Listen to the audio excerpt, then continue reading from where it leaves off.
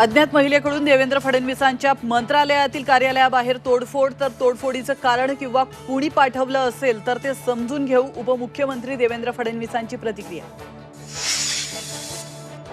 शाळेतील विद्यार्थ्यांच्या सुरक्षेसाठी धोरण ठरणार, तर निवृत्त न्यायाधीशांच्या अध्यक्षतेखाली समिती गठीत, बदलापूरच्या घटनेनंतर सरकारचं पाऊल। मुंबई विद्यापीठाच्या सिनेट निवडणुकीच्या मतमोजणीला सुरुवात, युवा सेना की अभाविप, कोण बाजी मारणार याकडे लक्ष। अमित ठाकरे भांडूप मतदारसंघातून निवडणूक लढवण्याची शक्यता, सुरक्षित मतदारसंघ असल्याचा मनसे नेत्याचा अहवाल, सूत्रांची झी24 तासला माहिती।